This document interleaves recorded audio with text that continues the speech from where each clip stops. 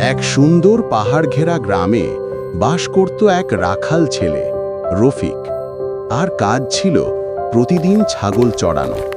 কাজটা সহজ হলেও তার কাছে ছিল একঘেয়ে আর বিরক্তিকর। রফিক একেবারে দুষ্টু প্রকৃতির ছেলে। মাঠে ছাগলগুলো ঘুরে বেড়ালেও সে একা একা বড্ড বোর হয়ে যেত। হঠাৎ একদিন রফিক গাছের নিচে বসে বিরক্ত হয়ে বলল, প্রতিদিন শুধু ছাগল পাহারা দিতে হয়, কারোর সাথে গল্প করারও নেই। এইভাবে বসে থাকতে আর ভালো লাগে না, কারোর সাথে কিছু মজা করা দরকার। তখন রফিক মজা করার জন্য এমন কিছু করতে যাচ্ছিল যা তার জীবনটাই বদলে দেবে। রফিক যেখানে প্রতিদিন ছাগলগুলোকে ঘাস খাওয়াতে নিয়ে আসত, তার একপাশে ছিল ঝোপঝাড় আর ঘন জঙ্গল। সেখানে মাঝে মাঝে বাঘ বের হতো, আর বাঘ জঙ্গল থেকে বেরিয়ে এসে কৃষকের ওপর আক্রমণ করত। তারপর রফিকের মাথায় একটি দুষ্টুমি বুদ্ধি এলো। সে ভাবল, সে যদি সেই জঙ্গলের কাছে গিয়ে উচ্চস্বরে চিৎকার করে বলে যে বাঘ বাঘ এসেছে, তাহলে গ্রামের মানুষ ছুটে আসবে আর সে তাদের সাথে মজা করবে। তারপর রফিক যেমনটি ভাবল সে ঠিক তেমনটি করল। সে লোকদের সাথে মজা করার জন্য জঙ্গলের দিকে অগ্রসর হল এবং জঙ্গলে কাছে গিয়ে সে জঙ্গলের দিকে তাকিয়ে হঠাৎ ভীষণ ভয়ের অভিনয় করতে লাগল এবং বলতে লাগল, বাঁচাও, আমাকে বাঁচাও, বাঘ এসেছে, কে কোথায় আছো, আমাকে বাঘের হাত থেকে বাঁচাও। তারপর গ্রামবাসীরা রফিকের চিৎকার শুনে দৌড়ে আসতে থাকে জঙ্গলের দিকে। কেউ হাতে লাঠি, কেউ দৌড়াতে দৌড়াতে হাঁপাচ্ছে।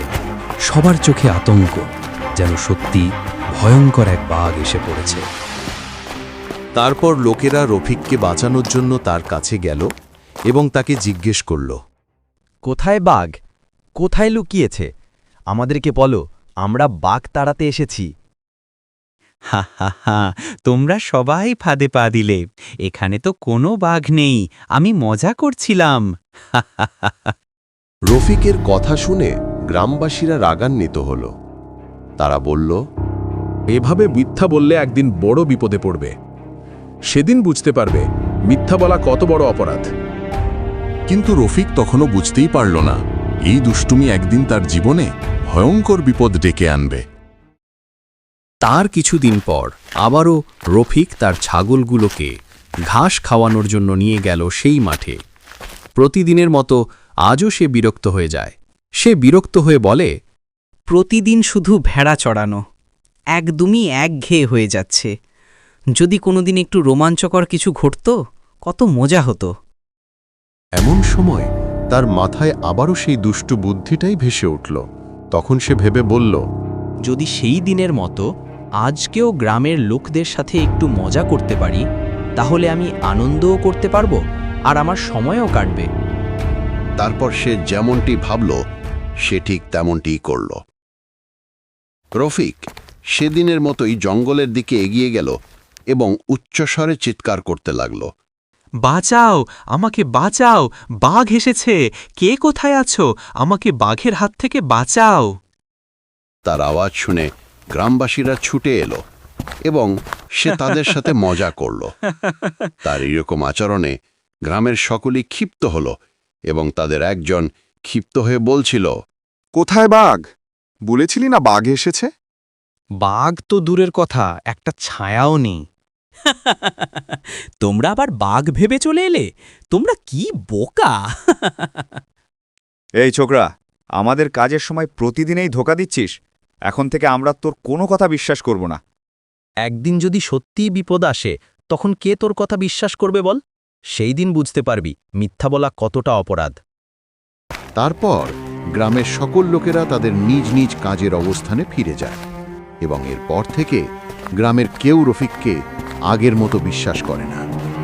গ্রামের লোকেরা রফিককে দেখলে তাদের সেই দিনের কথা মনে হয় এবং তারা বলাবলি করে, ওই যে দুষ্টু ছেলেটা সেই দিন সবাইকে ধোঁকা দিয়েছিল। এখন ওর কথায় কেউ আর ভরসা করে না। ওর মতো ছেলেকে কে বিশ্বাস করবে বলো? সে তো খুব দুষ্টু আর মিথ্যাবাদী ছেলে। রফিক লোকগুলোর কথা শুনেও কিছু বলল না, শুধু চুপচাপ হেঁটে গেল। কিছুদিন পর রফিক প্রতিদিনের মতো আজও ছাগল চড়াতে বের হলো। আজ সে ভাবল জঙ্গলের পাশের সেই মাঠে যাবে, কারণ সে শুনেছে ওখানকার ঘাস নাকি টাটকা আর নরম। তাই সে ভাবল ছাগলগুলো ঘাস খুব মজা করে খেতে পারবে। তাই সে ছাগলগুলোকে সেই মাঠে নিয়ে গেল। তারপর রফিক মাঠে পৌঁছে দেখতে পেল চারদিকে টাটকা সবুজ ঘাস। ছাগলগুলো টাটকা সবুজ ঘাস দেখতে পেয়ে খেতে শুরু করল, আর রফিক বড় এক গাছের নিচে বসে শান্তভাবে চারপাশ তাকিয়ে তাকিয়ে দেখতে রইল। তারপর হঠাৎ রফিকের নজর পড়ল দূরের সেই ঝোপের দিকে। ঘাসের ফাঁক দিয়ে তাকাতেই সে দেখতে পেল ওটা একটা বাঘ। তার বুক কেঁপে উঠল ভয়। মুহূর্তেই মুখটা ফ্যাকাশে হয়ে গেল। সে আতঙ্কে উঠে দাঁড়িয়ে চিৎকার করে বলতে লাগল, বাঁচাও, বাঁচাও, বাঘ এসেছে! বাঘের হাত থেকে দয়া করে আমাকে বাঁচাও! রফিকের চিৎকার গ্রাম পর্যন্ত পৌঁছে গেল, কিন্তু গ্রামের কেউ আর তার কথা বিশ্বাস করল না। একজন বলল, ওই ছেলেটা আবার শুরু করেছে। আজকেও বোধহয় আমাদের বোকা বানাতে চাচ্ছে। আজ আমরা তার কোনো কথা শুনব না। আর ওইদিকে রফিক চিৎকার করতে করতে বুঝল কেউ তার ডাকে আসছে না। ভয়ে ও হতাশায় সে তার ছাগলগুলোকে রেখেই দৌড়ে গ্রামের দিকে ছুটল। সে এক পর্যায়ে সেই গ্রামবাসীদের নিকট আসলো এবং বলতে লাগল, ওই জঙ্গলের পাশের মাঠে বাঘ এসেছে। অল্পের জন্য আমি বেঁচে ফিরেছি, কিন্তু ওখানে আমার ছাগলগুলো আছে। দয়া করে আমার ছাগলগুলোকে বাঁচান, না হলে বাঘ ওগুলোকে খেয়ে ফেলবে। আরে, আবার রফিক মজা করছে। আজও কি তুমি আমাদেরকে বোকা বানাতে এসেছো? না, এবার মজা নয়, বাঘ আছে ওখানে। আমার ছাগলগুলো বিপদে আছে, দয়া করে সাহায্য করুন। রফিকের ক্লান্ত মুখ দেখে সবাই থেমে গেল। চোখে ভয় আর ক্লান্তি। মনে হলো ছেলেটা সত্যিই কিছু দেখেছে। তাই গ্রামের লোকেরা তার কথা বিশ্বাস করল এবং তাড়াতাড়ি করে লাঠি হাতে নিয়ে তারা দৌড়ে চলল সেই মাঠের দিকে। তারপর এক পর্যায়ে গ্রামবাসীরা মাঠে পৌঁছল। সেখানে দেখা গেল মাত্র একটি ছাগল অসহায় হয়ে দাঁড়িয়ে আছে, আর বাকি সব ছাগলকে বাঘ টেনে নিয়ে গেছে অন্ধকার জঙ্গলের ভিতরে।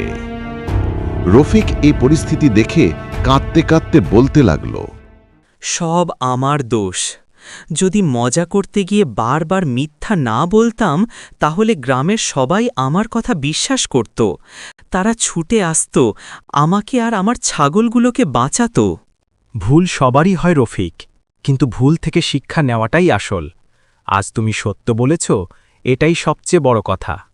গ্রামবাসীরা রফিককে ক্ষমা করল, তবে বলল বিশ্বাস পুনরায় অর্জন করতে হলে তাকে সততার প্রমাণ দিতে হবে। সেই দিন রফিক বুঝল মিথ্যার উপর কোনো সম্পর্ক টেকে না, আর সত্যই একমাত্র শক্তি যা দিয়ে মানুষকে আবার আপন করা যায়।